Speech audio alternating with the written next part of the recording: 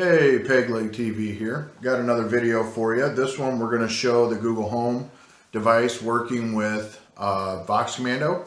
And I'm using a Google Mini that's right there off to the left. I kind of propped it up so you can see it light up.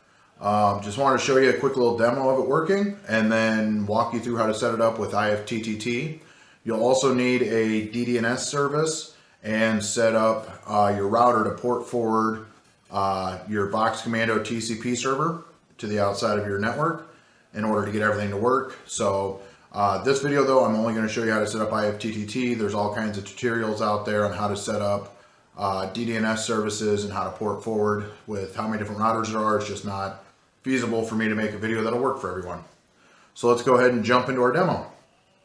Hey Google, Jarvis, browse TV show Dexter.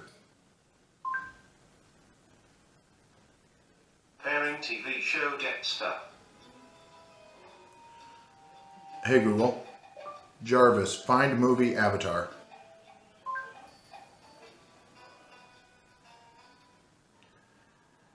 Hey Google, Jarvis, play random episodes of The Simpsons. Playing random episodes of The Simpsons.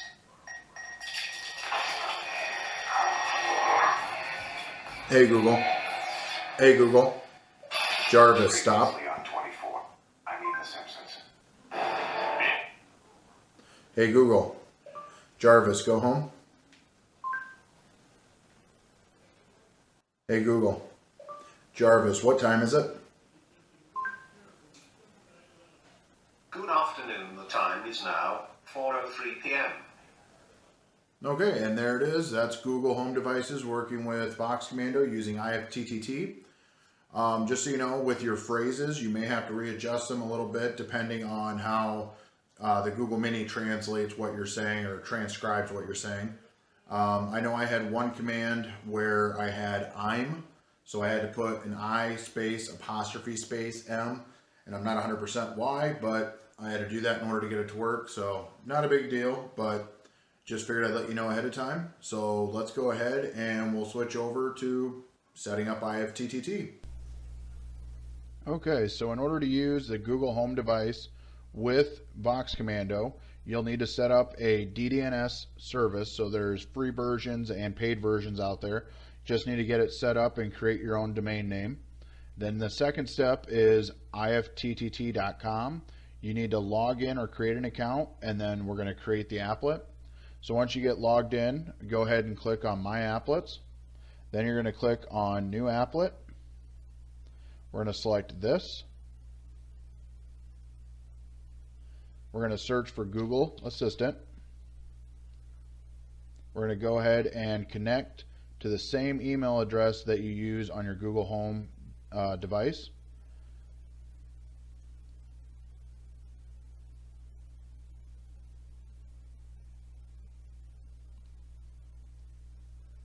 The next screen that you'll get after selecting your email is going to be an authorization page to let the two accounts link. Go ahead and click Allow. Now here it gives us four different examples or four different actions that we can use. We're going to use say a phrase with a text ingredient, so go ahead and click on that. What do you want to say? So in this case I use the phrase Jarvis, so I'll just add Jarvis, and then up here you can see use the symbol, $ symbol, to specify where you'll say the text ingredient. So we'll go ahead and add in the $. So anything I say after Jarvis will automatically get passed to Voxcommando. Optionals, you can use tell Jarvis and then add the $, and then you can do any other phrase that you want, but we use Jarvis all the time. So we'll just set it up that way again. So then, what do you want the assistant to say in response? So on this one, you can have it say, okay, will do, yes sir, yes ma'am, or you can use a illegal character. So I found one that works perfectly. It's pretty much a backwards comma. Not sure if it has another name, but I will put that in the forum post and hopefully in the YouTube description if it'll let me add it. And what that does is it makes it to where there is no response. So when you say Jarvis lights please, that's it. You don't get an audible response at all. So we'll go ahead and click create trigger. Go ahead and select that. And we're going to search for webhooks. And then we're going to go ahead and click connect. And this one should automatically connect just so it works with your account. And we're going to select make a web request.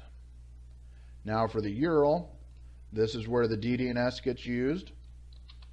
So we just go ahead and add this in. So here where I have your.ddns.address with port 1234, your DDNS address is going to be your domain name that you got from your DDNS service, and then the port number is the port number that you forwarded on your router. So you'll need to use your router to port forward for Voxcommando.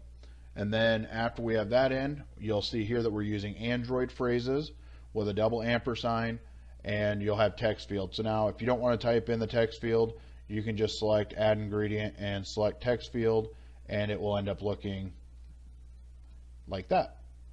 We'll go ahead and leave the method, content type, and body the same, and we'll go ahead and click create action. And then go ahead and click finish. So now you should be set up to go and should be able to start issuing commands from there. So thanks for watching. Hope you enjoyed.